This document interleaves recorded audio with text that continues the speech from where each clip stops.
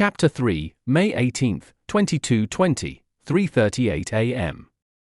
After the unprecedented experience that left me feeling like my body was turned inside out, I felt surprisingly well. To the left of me emanated the faint smell of vanilla in the air. It smelled like ice cream.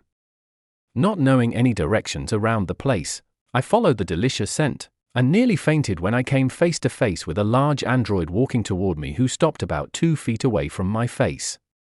Height-wise, I'd estimate it to have been around 80 inches tall or approximately 6 feet 8 inches.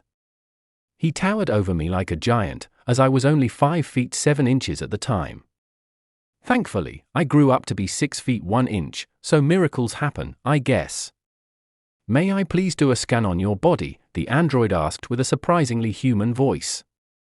It didn't sound at all robotic like I expected it would have. It had a deep baritone voice like Johnny Cash. However, it looked incredibly uncanny in a way that I cannot explain. "Look up Uncanny Valley sometime to see what the hell I mean for?" I asked anxiously.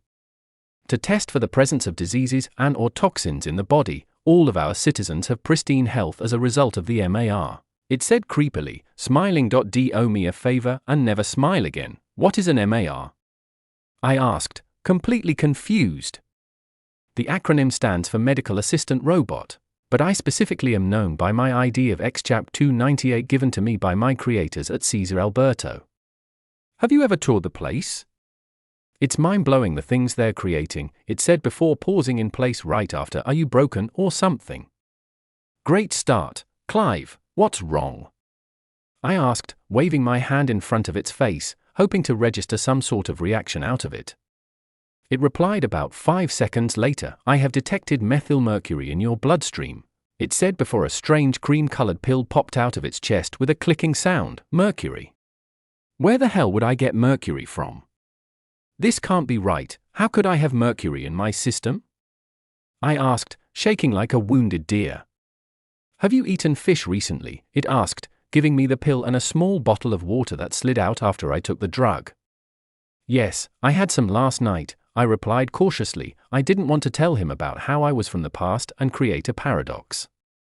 "How strange, our fish haven't had mercury in 25 years, it said, pausing in place again.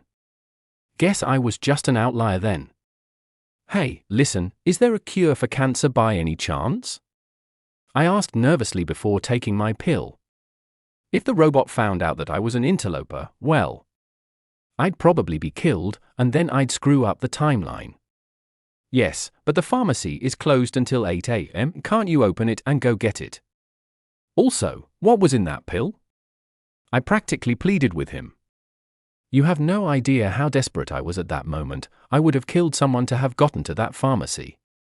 "Your pill consists of calcium disodium EDTA, also known as C10H14CAN208. It is a chelating agent that works by binding to heavy metals in your blood, which is then removed through the urine.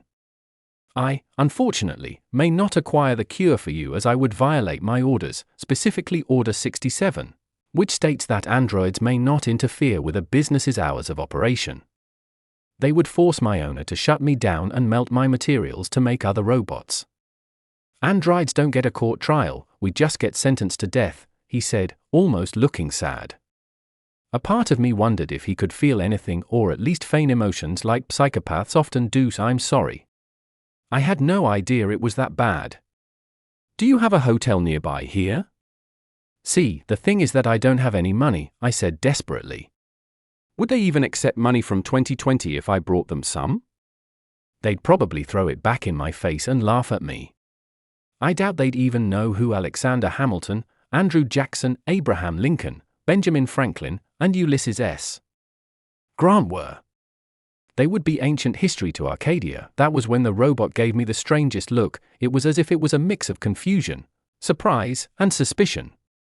I didn't like how he studied me as if he was thinking about what he would do to me next. "You're not from Arcadia, are you?" it finally asked, tilting its head to the side as if out of curiosity.